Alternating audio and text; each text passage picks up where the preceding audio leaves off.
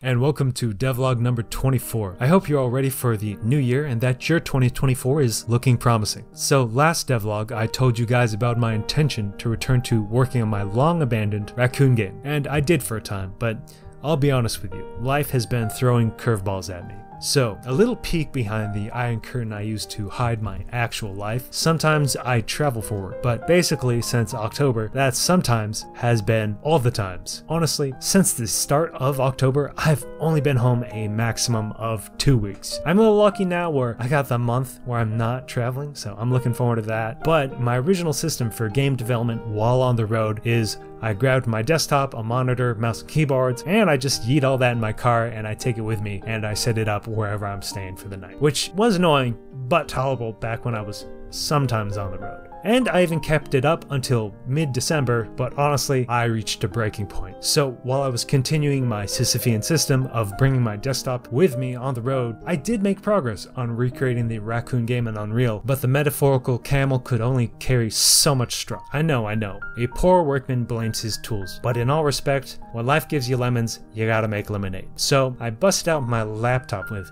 8 gigs of RAM and integrated graphics and considered the reality ahead of me. This bad boy was a toaster back when I got it in 2016. It's not running Unreal Editor, trust me, I've tried. I stretched out its lifespan by installing a flavor of Linux back when Windows 10 was getting too bloated for it back sometime in 2020 or 2021. Now this is a common pattern of mine. Get a laptop, run it in the ground, then install Linux to stretch out its lifespan indefinitely. I'm no genius, but I'm comfortable with a Linux shell. Back in ye old fintech job, I used a Linux machine for my daily driver. After all, they always have the libraries for machine learning stuff, and even now PyTorch still only supports ROCm on Linux. So working in Linux is just fine for me. So with Unreal off the table and the OS and hardware limitations I was dealing with, I needed to either A, develop my own engine, or B, start working in something lightweight. Since engine dev still seems like a bridge too far for me, I went with the latter choice. And you know what's lightweight? Godot. Turns out it runs beautifully, under a gig of memory even. Now, all this talk about Linux and Godot, why am I showing B-roll of a book from the 80s? Where's the videos? Okay, listen, I made a completely understandable, only human fucky-wucky. So a month into using my laptop and Godot, I made the only natural realization. Hey, my OS is 2 major versions behind. After all, I had installed an Ubuntu flavor of Linux years ago, and I hadn't really been using my laptop much that entire time. So I finally started updating my OS. I was 2 versions behind. It was taking hours, and I was getting bored. So I was playing around with my terminal colors and fonts, as you do, and I merely restart the X server. This is the software that manages the entire GUI. Usually this is fine, it just restarts the GUI. But while upgrading my OS 2 versions, this was a sin deserving of death. Do not restart X while upgrading your OS. So that was a big blunder. Basically, I got a black screen whenever I tried to start the desktop environment. Not good. Now, if you're not familiar with Linux, this is merely a minor fuck up, not a massive fuck up. After all, I can just switch to a different TTY by pressing Alt and a function key. So I did that. I backed up all my project files and my config files on my remote server, and I, bit the bullet. I was 2 major versions behind already, and I thought to myself, hey, I might as well just install a new OS, preferably one with rolling updates so I don't make the same mistake. So I burned an ISO file to a USB dongle I had on me, and I did exactly that. So it took me a day to basically get the basics going again. Desktop environment with basic configuration, text editor, browser, MPD and NCM PCPP, etc. Listen, yeah, I'm no stranger to Linux, but last time I set up my laptop was 3 or 4 years ago. I was kinda out of the game. And after I got to the point where I could edit a text file while listening to music, then I just had to get some of that new hotness. I'm talking rice. Now, I could spend the rest of my life dripping out my silicone, but I forced myself to keep it simple. But I will get around to touching up my system tray soon. And the other reason why there wasn't any videos was I wanted to set up an FFmpeg script to do the screen recording for me instead of using OBS, because I figured, I should be able to do that. Why not? Now here's where I gaslight you into developing in Linux. Windows is a pain in the ass. Case in point, Windows 10 has virtual desktops, which I think is an amazing feature, but I never use them. Why? Why? Because the keybind is Windows plus Control plus D. I can feel my wrist developing carpal tunnel syndrome just thinking about pressing all those keys with one hand. This feature that I love is locked behind a keybind I'm frankly never going to use, and I cannot change it. Well, maybe with regedit, but you get the point. Now consider Linux. Most desktop environments also have virtual desktops. Guess what the keybind for that is?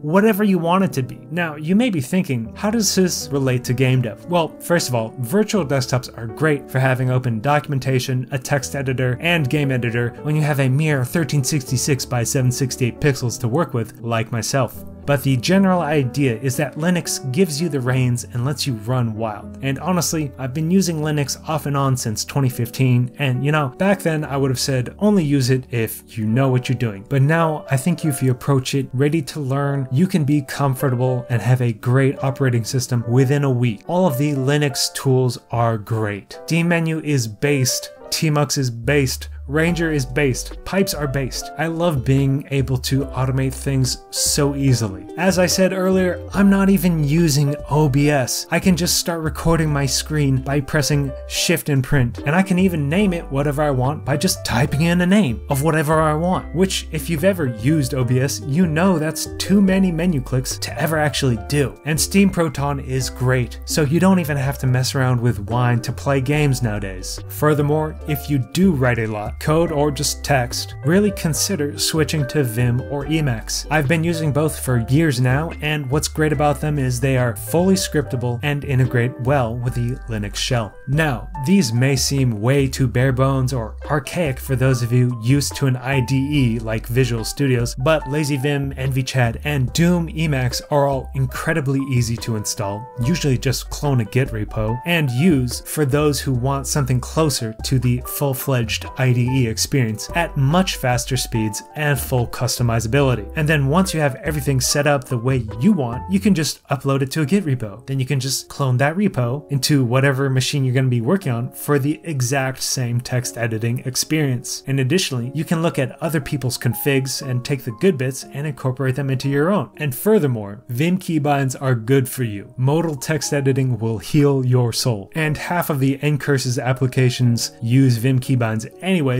so if you are switching to Linux, you're better off learning them. Also, Godot has an Emacs package that provides syntax highlighting and LSP integration along with some other features. It's nice. Alright, now that I've earned my 25 cents from the Star NIX Foundation, back to game development. So I switched to Godot. Took a couple days to figure out GDScript basics, made a little doodad to test out Blender importing and finite state machines in the vein of a frictional-esque horror game, but I just couldn't motivate myself to continue with it. It was a learning project, who cares anyways. So now I'm making a movement shooter because that's where my heart truly lies. And once I'm done with that, I'll return to the Racken game development. There's basically only a week's worth of development time following the old switch to Godot, then break my OS all during the holidays. But hey, that's what's up. I'm 95% happy with the node system. I think nodes are a little goofy when it comes to certain design patterns. GDScript is a fine scripting language, and it's nice to know if I ever really need to get close to the metal, I can always just put my face right on it and use C++. Scripting languages are,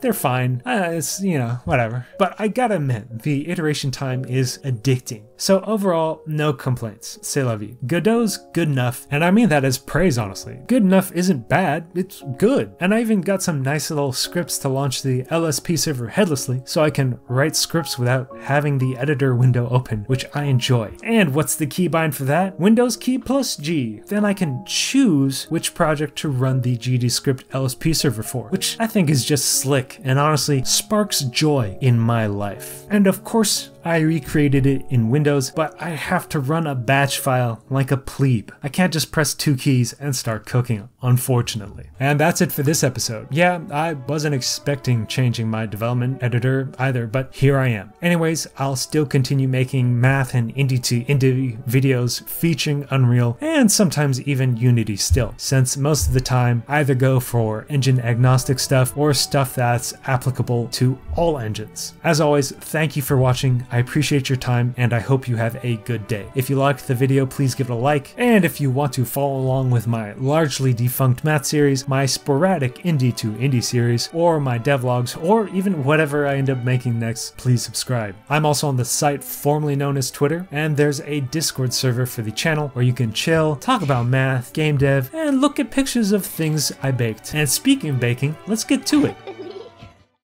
Well, so before I get to the baking segment, if you notice my audio level basically jump up halfway through the original video, it turns out my mic, I didn't have the gain cranked up to maximum the entire time, so you know, I was looking at the waveform here. I'm like, you know, it's a little low, and fixed my mic setting. So that's, I don't know how long that's been bothering me, but anyways, so yeah, last year.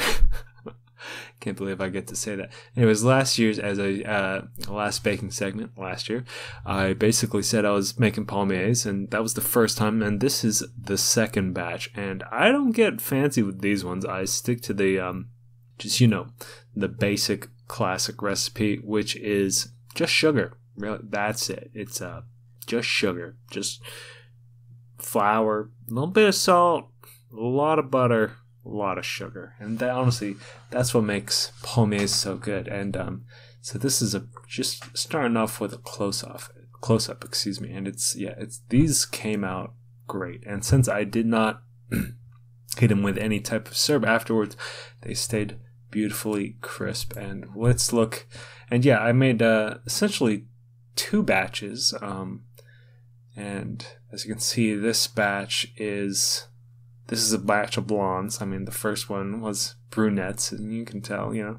And actually, this one's really good because you get a nice close up, and you can see all the just beautiful flaky layers. And again, this is just rough puff pastry, so super simple. Nothing like real puff pastry, which that's work.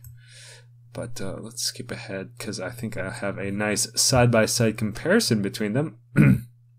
And yeah, wow, man, they really puff up. It's I really like palmiers, and I've always liked palmiers. And now that I know how easy it is to make them, that is dangerous. That is dangerous knowledge, honestly. But yeah, looking at them, honestly, I'm looking at my notes, and apparently they're both the exact same temp, and the only difference was the batch on the left, the toastier batch, the brunettes, were only in the oven for 1 additional minute, which is, wow. I mean, it makes sense because, you know, there's so much sugar, like things are going to caramelize quickly. So I'm throwing out numbers off the top of my head here. I want to say it's the right is 18 minutes maybe, and the left is 19 minutes. So yeah, it's that, like, things can go to Brown Town real fast, I tell you what. But anyways, yeah, as I said, you know, since I didn't hit them with sugar this time, they stayed beautifully flaky. They were great. Except for that one on the top left. It's not a looker like some of the other ones. Like bottom right, I think the rightmost center is just, it's like, that's like the perfect palmier shape where it's like a heart, you know. I mean, they all got pretty solid shape. I think, you know, second batch, you know. It's imperfect second time, not completely perfect. Oh well, whatever. But yeah, these were great. I love them. And palmier is super easy. I always tell you, you go out there, make some rough puff pastry. You're gonna have a good time. And you know, you can use it for anything. Vol au vent, quiche, palmiers, whatever. It's great. You know, just put some sugar on it, pop in the oven. Tasty. But anyways, that's it for this video.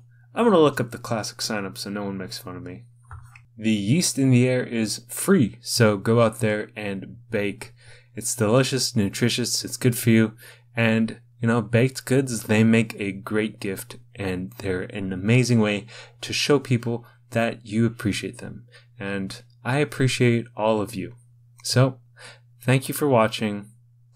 Welcome to 2024, and I will See you next time.